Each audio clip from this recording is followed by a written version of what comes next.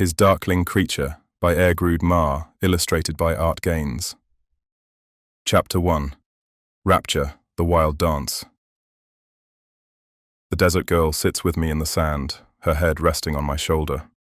She has a beautiful name, Fenris or Fennec or something like that, the name of something soft yet dangerous and untamed.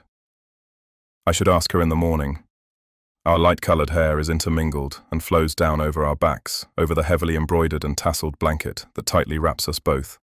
Within the blanket, our legs are entangled and our feet rest on the fabric, shielded from the cold desert ground. Her eyes are closed, or perhaps her half-lidded eyes gaze upon my naked chest.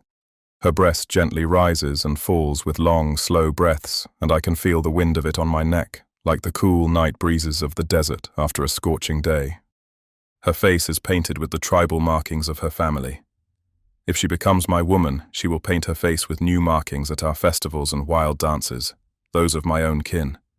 And I shall feel the pride and the blood of my ancestors flowing through my veins when she smiles to welcome me home from the hunt or from battle. At our coming together, I will chase her through the long grass of our people's secret oasis, and swim with her, and laugh like our ancestors did in paradise, when the world was young and the Sky Father walked among his children. She is tired from the dancing.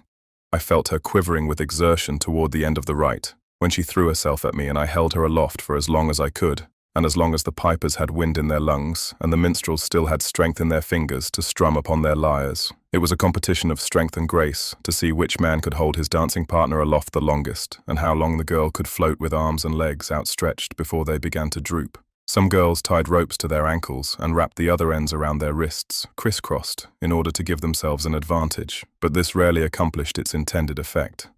The girl beside me had used no ropes, but held her own with the best of them. I spun her around to ease her exertions, to keep her limbs from drooping, but eventually she collapsed upon me, laughing. I do not know if we won. In jest, she kept me buried under her skirts too long before I managed to lock both her ankles in the crook of my arm and extricate myself. The stars stretch above us like scattered diamonds on black silk, each one a witness to our people's ancient ways. I shift slightly, careful not to wake her, and feel the warmth of her body against mine beneath the ceremonial blanket my grandmother wove with threads of gold and crimson. Despite everything, I'm still vigilant. The girl nestles against me, with both her arms looped around one of mine beneath the blanket. But my eyes still scan the horizon and the desert before me. This place is guarded, but only the Sky Father knows what might have got through, whether man, beast, or those greenish, beast-like fellows from the West Mountains who creep forth like vermin to capture victims to torture and sacrifice on altars set in front of those graceless, elephantine goddesses they worship. A small movement catches my eye. A desert mouse darts from a nearby scrabbly bush, its tiny paws silent on the sand. The creature pauses, whiskers twitching, before disappearing into the darkness. The dance still echoes in my bones. Hours earlier, the entire tribe had gathered around the roaring bonfire that reached toward the heavens like grasping fingers. The flames had lit our faces in shifting oranges and reds as we moved to the ancient rhythms. First the elders, their weathered hands steady on the drums that have beaten for 1,000 generations. Then the warriors, myself among them, leaping and spinning with spears held high in tribute to the Sky Father.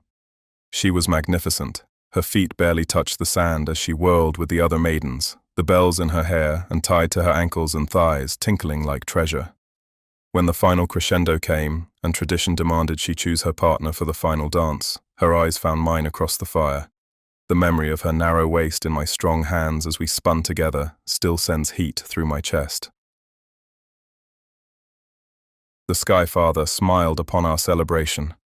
I know this because the flames burned clean and bright, never wavering despite the desert winds that can snuff a lesser fire. Our people believe fire to be his gift, his promise that we will endure in this harsh land, as we have for countless generations, back to the beginning. Above us now, a streak of brilliant light tears across the darkness. I hold my breath as the celestial chariot races from horizon to horizon, its silver wheels leaving a trail that lingers like smoke before fading. A god passes, or one of their servants, I whisper, rubbing my cheek against the top of her head, encouraging her to turn her face upward and look. She doesn't respond, and I think she sleeps. The old stories flood my mind as I watch the light fade. My grandfather's voice echoes across the years, telling tales around fires much like tonight's. He spoke of silver chariots shaped like almonds that crashed into distant mountains, of gods and goddesses who came to walk among mortals, strange in appearance and carrying strange tools and wielding strange magics. Darkling creatures those old gods were, with strange dark hair and deep dark eyes, such as in not seen among my tribesmen. Though our skin is touched by the sun, we are a light people, with pale eyes and pale hair, and pale magics gifted us by the gods. I glanced down at the sleeping girl on my shoulder. With a pale, gentle light emitting from my fingertips, I leaned down a little to examine her. Her painted face looks ethereal, almost otherworldly, illuminated by the light of my hand. The little tips of her ears protrude enticingly through her veil of hair.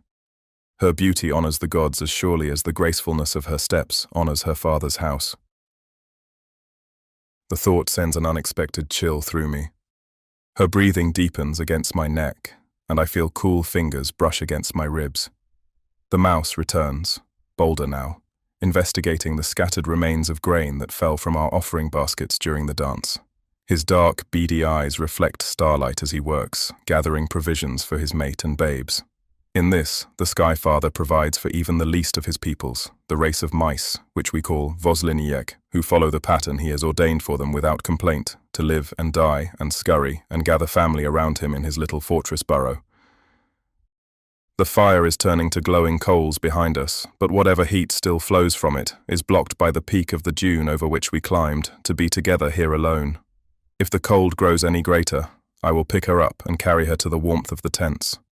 But for now, this moment in which I live, this is all I desire.